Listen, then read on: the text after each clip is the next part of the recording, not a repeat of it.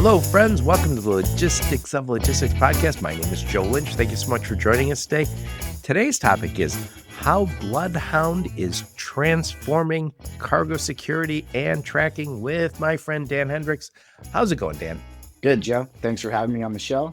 Yeah, Dan, please introduce yourself and your company and where you're calling from today. Yeah, I'm Dan Hendrix. My company, Bloodhound Tracking Device, Inc., is out of Webster, Texas, but I'm calling you from sunny San Diego today. Very nice. It's Bloodhound Tracking Device. That's right. So we'll get more into what that actually is. But please tell us a little bit about Bloodhound Tracking Device. What is it, and what problem does it solve, and who does it solve those problems for? Yes, we also shorten it by calling it BTD. Bloodhound Tracking Device is a GPS and tracking system that monitors all non-powered units, trailers, chassis, intermodal containers, things like that. And we are monitoring the inside environment of the container. Ah, very nice. It's funny, we've had this visibility revolution in our space. And for over-the-road trucks, a lot of times that there's a little bit of code that goes inside the ELD. Or I just call it the telematics or the tech stack for drivers. So we've got that. Yes. But that's in the truck. I know other applications will track where the driver's phone is at, which is great too. There's all sorts of them, and it's gotten better and better. I know when we first started using them, it was like, a little intermittent. But the challenge still remains. We'll get into more of the challenges in a minute. But when we're talking about a device, it is you're selling actual sensors. And the problem I think you run into with a lot of visibility solutions is if I'm tracking the driver and he's not in the truck, it doesn't do me any good. And if the truck's not connected, if the tractor is not connected to the trailer, then it's no good. So when somebody says, oh, we're tracking the driver, you're like, good. Where's he at? Oh, he's here. Is he in the truck? We hope he's in the truck. Is the tractor attached to the trailer? We hope so. Is our stuff in that track or in that trailer? So there's a lot of yes, we hope. And there's nothing wrong with that. It's better than we've ever had. The last 5 years have been absolutely revolutionary in our space. But for the stuff that is critical needs stuff, and that could be food, it could be pharma, it could be a lot of other stuff. You say, I just need to know where my stuff's at, and I can't take any flyers. I can't hope for the best to know where my stuff's at. That's right. And I think with our system, we're trying to solve that problem, trying to solve dead spots that are out there and handle latency and disruption better. Yep. So Dan, tell us a little bit about you. Where'd you grow up? Where'd you go to school? Some career highlights before you joined Bloodhound Tracking Device, or BTD. Yeah. So I grew up in a small town in Northern California called Valley Springs, played sports my whole life, played basketball, football, and baseball. And so that kind of prepared me for the military. I joined the United States Coast Guard after high school. I did law enforcement for them for around 21 years. After I retired, I applied to USC, Business School of Marshall, and I was accepted there, and I completed a MBA there. And from there, I was accepted into another organization that helps special operation guys transition out of the military and find a job that really speaks to their career and where they came from. And that's how I came across Bloodhound. I was introduced to the CEO. We had an interview, and my background and his background were very closely aligned. And here I am as the director of business development. I say it every once in a while on my podcast, but I might as well say it again today. Logistics more or less was invented by military people. I've watched these, like all dudes, I watch World War II stuff on TV, and it is constantly coming back to logistics. And you watch that war, unfortunately, in Russia and Ukraine, and it comes down to logistics. And mankind has always moved stuff, but the people who move stuff in big volume first was military people. And they're probably still the very best at it. And I still say this also is, if you're a military logistics guy, you are supporting people who are moving and who are being shot at. And you're being shot at. And getting the guns or the bullets or the food there a day late, that's life and death. For us, as consumers, it was really inconvenient. My Haagen-Dazs ice cream wasn't there today. That's interesting that you said that, because that was one of the jobs that I did in the Coast Guard. I monitored basically Army equipment for the warfighters. So we'd sit out at basically a pier here in San Diego and watch a boat unload tanks and vehicles and things like that. They need Haagen-Dazs over there too. They do. They absolutely do. Keeps everybody happy. Yeah. They're at least burning it off. Before we hit the record button, we talked yesterday for a little bit, and we're talking today. And before we hit record, we were talking about just some of the tremendous progress we've made in visibility. There's all sorts of companies out there. And I think most of them end up partnering at some point. But we all know Project 44 and Macro Point, and they just keep growing, which is great. And some of them, a lot of them are using data from sensors. And so I went to the Trimble conference not so long ago. And what I thought was interesting about being at the Trimble conference, Trimble makes technology for trucks, the tech stack for drivers. And what was interesting is all the people who are there, this is where visibility actually comes from. It comes from these sensors. And we don't always talk about them. I know and anybody who's a visibility solution wants to partner with all the guys who actually have the sensors, because that's what we need. The ELD was great because you're able to put a tracker in all those ELDs, which is the tech stack for drivers. But there's a ton of stuff being moved around I think drayage doesn't particularly need an ELD. But if you're in a port, you're not attached to an ELD. If you're on a boat, you're not connected to ELD. So we need more than just those type of solutions. And that's why we need sensors like yours. And so I want to talk about some of the challenges that we still have in tracking and the visibility. So the first one I want to talk about is the dead spots. Please talk about the dead spots, Dan. Yeah, the dead spots. So that's a big issue for tracking. And we are lucky enough to have one of our co-founders come from NASA. He was a communications engineer, and he helped bring our communications suite to what it is now. We are triple redundant. We use LTE, SATCOM, and LoRaWAN, and we can talk to each other through a mesh network. I don't know what all those are, but it sounds as if it's more reliable, and that's all I care about. Yeah, and that's all I was trying to point out, is very reliable. We handle latency and disruption better than any other tracker or tracer on the market right now. Yeah. I don't know the name of the company, just that's off the top of my head, but I thought was interesting is Elon Musk has that internet satellite. What is that called? Starlink. Yeah. Yep. And it occurs to me that when we have emergencies around the world, like we always will, whether it's a climate thing or whether it's a war, it's nice to know that we can quickly get, and I'm not saying I'm not getting paid by Starlink. I'm sure there's others that are going to be just like it. And it's exactly what we need. And because we are all unable to live without the internet right now. Even a 15-minute disconnection is traumatic and anxiety producing. That's right. That's why we all have our phones in our hands. By the way, I go to the gym, not as much as I should, but when I'm at the gym, it's amazing how many people are sitting on a machine looking at their phone. Yep. Taking an extended break. Yeah. We need one of those high school coaches to run in and starts calling you names and hitting you. So dead spots are the first problem. Another problem I want to talk to you about is real-time visibility, which real-time visibility typically isn't real time. And that goes back for a long time.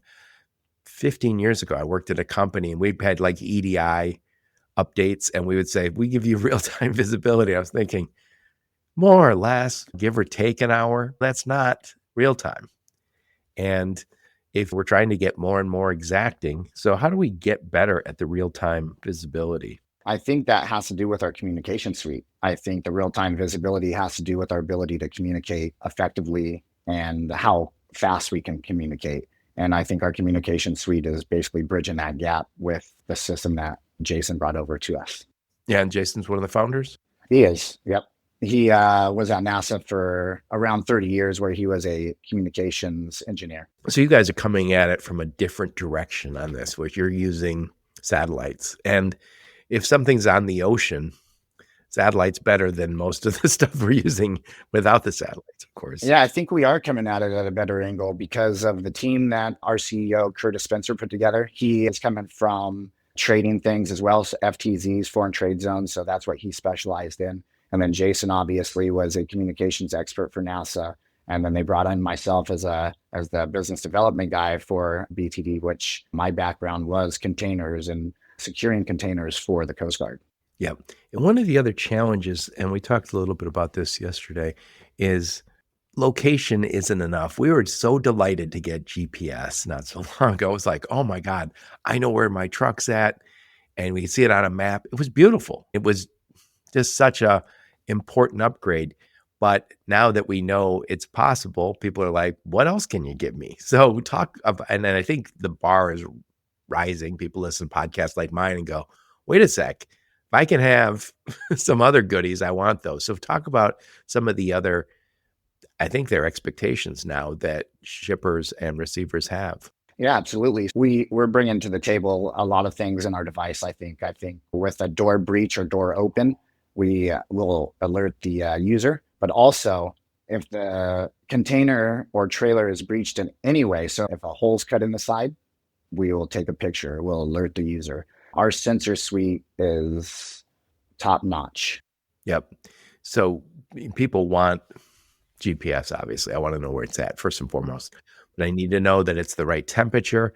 I need to know that it is the right humidity. Obviously, we need to know if somebody opens and closes the trailer door. I especially need to know if somebody cuts into the side of the trailer. That's right, because they do. Or take the doors off or whatever they. Yeah. They're very inventive.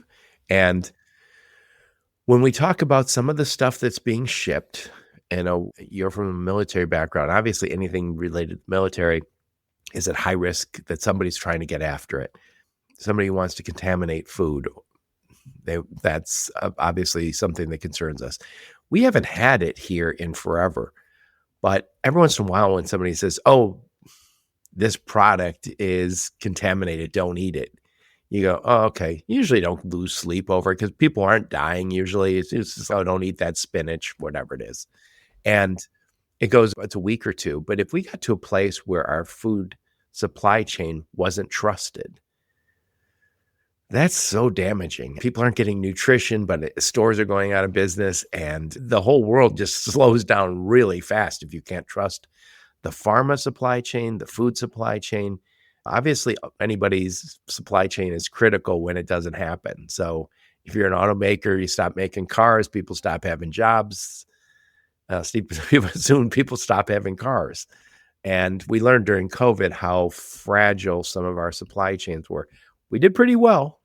It's probably the first pandemic in history where people got fat, myself included. And somebody called it the COVID-19 or 20. But yeah, we now expect that we're going to have something more than just GPS. That's and right. You can't always get more than GPS unless you have an actual sensor. And that's the reality of it. And so you might get it from one of these other systems, but it's being pulled from a system like Bloodhound Tracking. That's right. So we actually have two units. One goes on the outside, one goes on the inside. The outside unit is covert. We patent that look, so it matches the trailer or the container painted the same way. Looks like a vent. It's a long battery life. It's a non-destructive install. And then we also have an inside unit, and that's where all our sensors are. We can monitor the inside environment of the container. So we can help that food chain. We can help the cold chain. We can help anything that you want to see in your environment in that container, especially with the security things that are coming up with the border. We can. Oh yeah, we have obviously cybersecurity problems, but we've had freight fraud where trailers are disappearing, trucks are and I think we've got a lot of excellent solutions that are coming. But what we do know is the thieves and the bad guys, they iterate also, and they get better and better.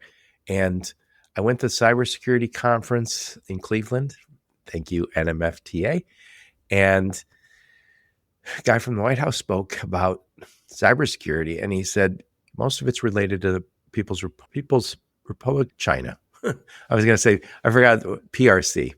And I'm sure other countries do it too, and I'm sure the United States probably does it, but they're trying to hack into supply chains. And if a country wants to ruin our lives real quickly, just have these supply chains shut down. So we need to do a better job. But we also, in this industry, have had trucks get stolen. And if you can track a trailer rather than just the tractor, that is going to be very helpful. So if I say, hey, look, I know exactly where my trailer's at. Better yet, I know exactly where my container's at, my stuff is at. So that's becoming important. Yep, that's a great point, because if they were to grab the trailer and put it in a storage location and unload it from there, as soon as the trailer sees the sky, it's going to report on everything that happened to that trailer. And so who's the ideal customer for you guys? Is it the guys who actually own the box, the container, or the trailer? So it could be the owner of the box. It could also be a leaser, a freight forwarder, e-commerce, like Walmart, Trader Joe's, somebody that is moving product that says, hey, we want to monitor our product. Can we put these in our trailers or containers? So the shipping companies own some number of trailers, right? Wrong. Containers, I'm sorry. So they own these containers. Some of them are going to have cold chain capability.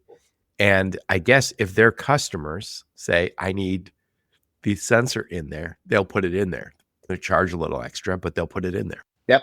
So really, we're looking at anybody who's manages that, has the ownership of that container, the truck, the trailer, the dry van, has an interest in the cargo. But I think also if you're a very large shipper and you don't own your own containers, if you're leasing them or if you're working with a shipping company, I'm sure if you ask, they will get you the sensors you want as long as you're willing to pay a little extra for it. That's right. But I think given what's gone on in the last decade, we all have just way higher expectations. And I think there's a war in the Middle East. There's a war in Europe. I think there's heightened awareness of our own security. And I would not be surprised if, I won't say necessarily Fed regs, but it could be. But I wouldn't be surprised if a lot of shippers started saying, I want more and I'm willing to pay for it, and within reason. And I think for sure anything that's pharma or military related or food related, that seems to me like a no-brainer. And I'm sure I missed some industries there. But electronics are the number one stolen cargo item from the US right now. That goes a long way. Those are high value commodities. Yeah, I'm sorry to the gamers. I did not mean to imply that gaming systems were not more important than pharma and food, because I guarantee there's people listening and say, oh no, you could take my pharma and my food away. I need my Xbox. That's right. I need my new mobile phone. Where's these electronics? Yeah, we're all addicted to this stuff. We need it. And so the security is upgrading everywhere, but I think one of the places we can secure is the actual container. So if it does get taken, and then it's not easy to observe the sensor in there, which is good because you don't want the bad guys to see it. That's right. So yeah, like I was saying, it's non-destructive. We use very powerful magnets to stick to the container. And if it doesn't have that ability, we have a proprietary tape that we use. Yep. And you guys specialize in the non-powered units. So that is going to be the trailer, the container, the chassis. And so if it's on a train going across the country, I can see it? That's right. Yeah. So that's actually one of we really would like to target the railroads because of the cargo theft that's going on with them right now. That is crazy. I've not heard it from the railroad people. I've heard it watching viral videos. That's right. Yeah. People jumping onto these trains and robbing them blind. Like I saw somebody stealing Harleys off of a train and you're like, what the hell? Yeah. Yeah. Basically cargo theft in the California area between Long Beach and San Bernardino area is really on a rise. And that's just because of so much commodities or shipments that are going through there. That's crazy. What's interesting is what we've always learned about the thieves is they will always iterate. So I'm an automotive guy originally. We used to have people easily steal cars. They just get their shiv, they just go in. You see it on the old TV shows where somebody goes and steals a car in 2 minutes and you just hotwire it. I never could do that, but I've seen people do it. They made it look so easy. But you don't see that anymore because the cars don't allow for that. And so what replaced it? Carjacking. And let's face it, most of us would rather our car be stolen out of a parking lot without our participation than be carjacked. And so what we've done is we've upgraded security everywhere at our facilities. But now you have that long 1,000-mile ride on the train, and that's at risk. And anytime a truck is parked, whether it's at a truck stop or a yard, it's at risk. And we have to address that risk, and no doubt the thieves will go to the next easiest breach, but we have to upgrade. Yeah, we do. Yes. And it has to be on all systems, railroad, shipping, trucking. Yep. And so you're selling, ideally, it's the people who actually own the box says, Dan, I heard and I want this for some number of our boxes. But also it could be a big shipper who says, we lease them from somebody, but we'll ask for these. Some of the customers, e-commerce, Amazon, Walmart, and then the shippers, JB Hunt, those big types of shippers. And then we also, if somebody was leasing a large amount of containers, we'd be interested in them as well. Yep.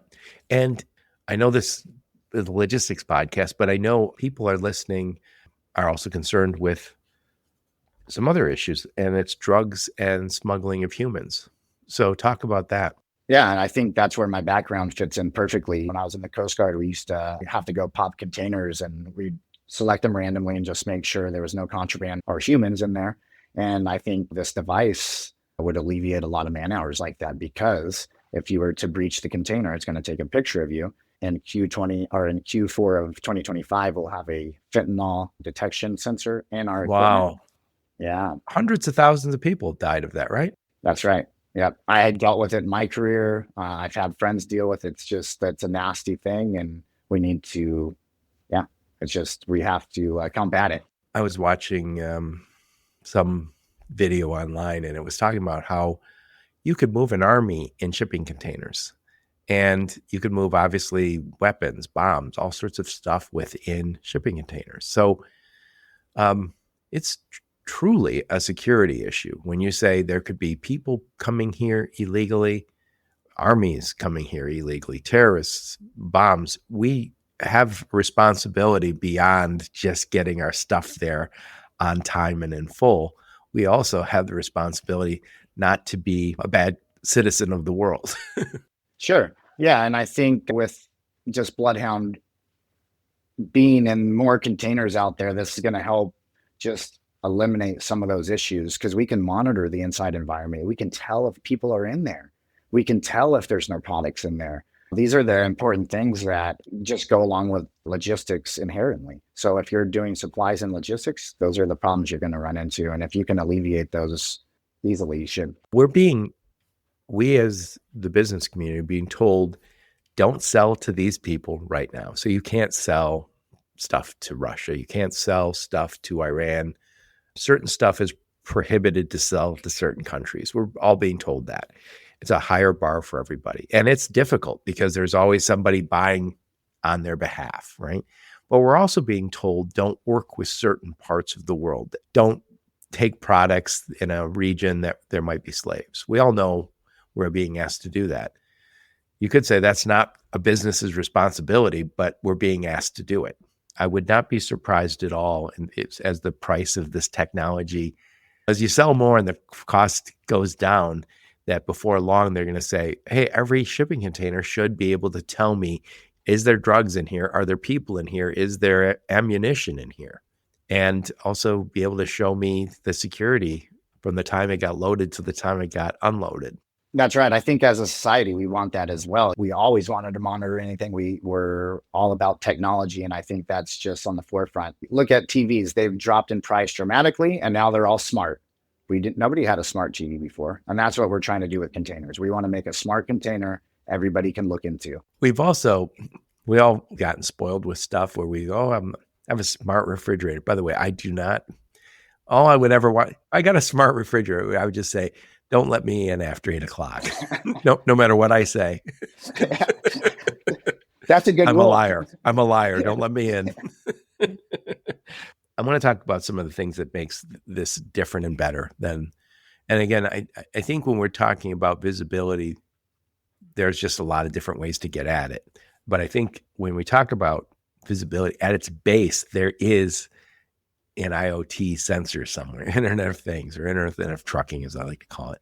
So there is an IoT sensor at the beginning of all visibility, and you guys are actually selling some of that visibility. And I think the challenge we have as an industry, supply chain industry, is the dead spots for one. And again, if I'm tracking where the driver is or where the ELD is at or where the tractor is at, I'm not always tracking where my stuff is at. Even if there's going to be a time where you say, yeah, my stuff is driving down the road. You're like, no, your stuff is in a container still at the warehouse. They said they loaded it. They didn't. That's the kind of stuff we need to know for the most important freight. And again, I think increasingly it's going to be all freight. That problem right there is that brings a lot more money back to the company. So if a trucking company or a shipping company is looking to increase their ROI, we can help manage that as well. I know you're monitoring your driver, but we'll help monitor the cargo. Yep. I also believe that we have all these systems, and we want to use AI to take our data and help us make better decisions in the future, right? Make decisions for us in the future. The challenge I think we have is the data we have is dirty. And one of the reasons it's dirty is because humans put it in there. So if I say, yeah, Dan, your stuff got here at 11:55, so it made it on time. Made it there at 12:05. IoT will not, Internet of Things won't lie. I might, because I don't want to be in trouble with the boss. I think we're going to get to a point where you say, all of the data we have in our system that we're using for AI is all from a sensor, Internet of Things. There's nothing in there that's subjective. It is all verified data. Now we're going to use AI. So using data that is, one of the challenges with AI is the data is not clean yet. And I'm not so sure it'll ever be clean as long as humans can get their grubby mitts on it. Yeah, because we're always looking out for self-preservation. There's always incomplete transactions and all that. And that is the nature of the way we work. So Dan, before we hit record, we were talking about some of the things that make this different and better. And why don't you go through some of those bad boys one last time? Sure. Communication suite I was talking about, the most important fact about that is it handles latency and disruption. And the ability to do that right now is very important because latency and disruption is what causes the delay in that real-time visibility.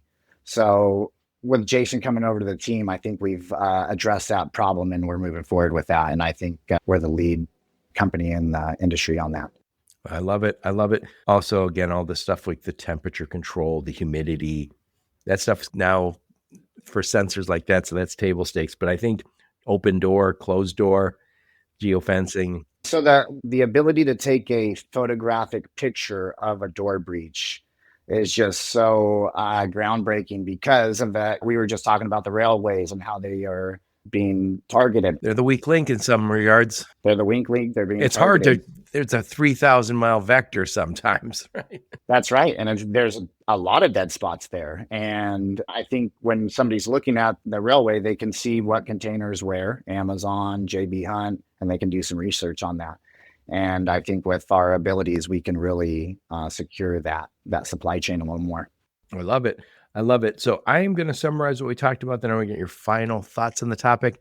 So I'm talking to my friend Dan Hendrix, and I'm talking to him about Bloodhound and how it's transforming cargo security and tracking. And we still have challenges with visibility, and those visibility is like the dead spots. And there are dead spots around the world. There's dead spots in the United States, but especially as soon as you go out to sea or down into Mexico's a huge country. Canada's a huge country. Being able to track in areas that are remote. We have remote areas here. The whole middle of the country is half empty. And so we have those dead spots. And we're looking for real-time visibility, but our real-time visibility is typically not real-time anymore. It's never been real-time. We call it that. But with this kind of sensor, you can have it because your communication suite is different. And again, we're all looking for more safety of all the facilities we have. We're being asked by our customers, but I think we're going to increasingly be asked by the government too. And you sell this to the box owner, the guy who owns the container, the guy who owns the trailer. But increasingly, there's people leasing that kind of stuff. So that might be the shipper might ask for it, and the box company, the trailer or the container company might say, yeah, we'll get it for you for a little extra money. You guys do non-powered. And again, that's significant because it could be all those trailers sitting in the yard. We didn't talk about it too much, but I know you can help with the trailer utilization. Anybody who owns trailers, anyone who owns containers wants to make sure they're moving and not sitting in the parking lot.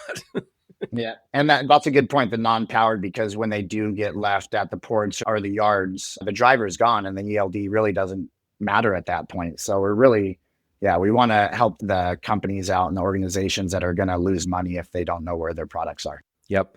And what you guys makes your solution different and better is again, the communication capacities through that very advanced satellite system. We're trying to get away from the miscommunication and from the disruptions, the dead spots. And anyway, put a big old bow on this one, Dan. Final thoughts on the topic. Yeah, I think you hit it on the head there. I think we're bringing in a lot of visibility because of our communications system. We also have a battery life of 3+ years. We are doing all maintenance when you're a customer of ours. That's included in the subscription price. And we're here to bring visibility to the supply chain, and we want to help shippers and e-commerce with their ROI and help save money and time in the industry. I like it. So what conferences will we see you and the fine folks from BTD at? Yeah, you will see me at Manifest this year, and I hope to see you there. I will be there. Well. Awesome. And then we will also be at TPM. We have a booth outside. We're very branded on that booth. So stop by. We'll give you some stuff and let's talk. Excellent. Dan, thank you so much for taking the time. Absolutely, Joe. I appreciate you having me today. Yep. And thank all of you for listening to my podcast. Your support's very much appreciated. Until next time, onward and upward. You have been listening to the Logistics of Logistics podcast, where we engage with leaders in the logistics and supply chain community. If you like what you hear, please subscribe, hit the like button, and leave us a nice review on Apple or Spotify or wherever else you listen. Also, please check out our videos on YouTube and connect with us on LinkedIn. We're very big on LinkedIn. And you can also reach us on the logisticsoflogistics.com, our website.